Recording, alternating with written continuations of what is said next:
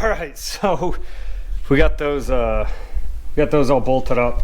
Now this, we are going to take this, I'll grind this down a little bit, but we're going to take and